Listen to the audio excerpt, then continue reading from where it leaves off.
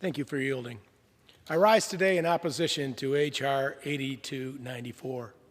Before I get into the details of the Interior Environment section of the bill, I want to thank Chairwoman DeLauro and Ranking Member Granger for their leadership on the Appropriations Committee. I'd like to also extend my sincere thanks to Shelley Pingree, the chair of the Interior and Environment Subcommittee. Chair Pingree has been a fair leader, and I appreciate the work she has done on the many bipartisan priorities in the Interior bill, and to her staff for their tireless efforts.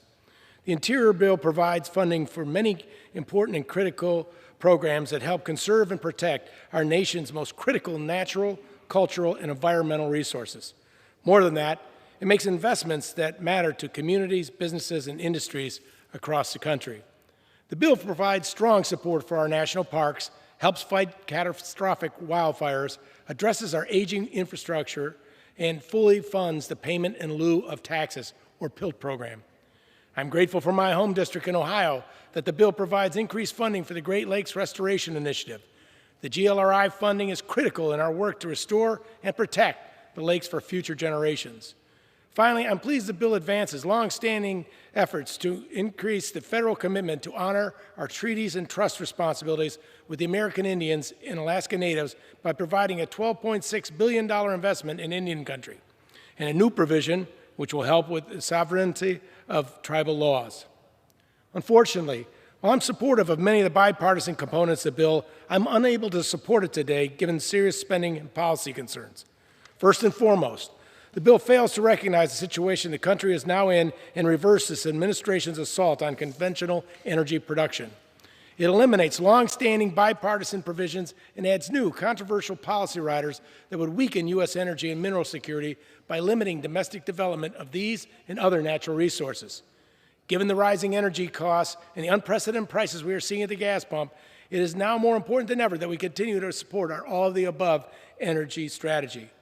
New provisions would prevent and disincentivize domestic production, only making us more dependent on our adversaries.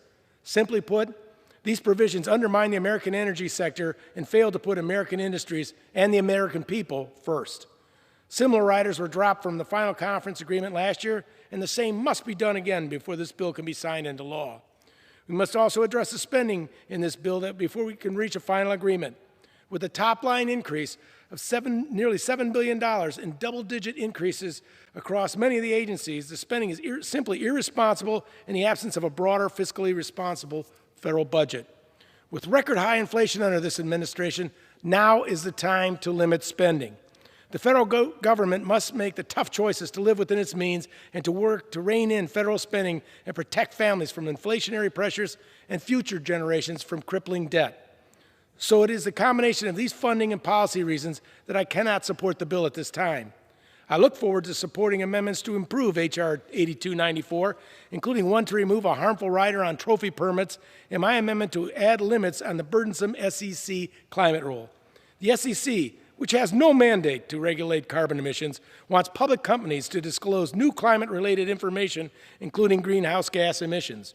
These requirements have already lessened investor enthusiasm for domestic drilling and oil production.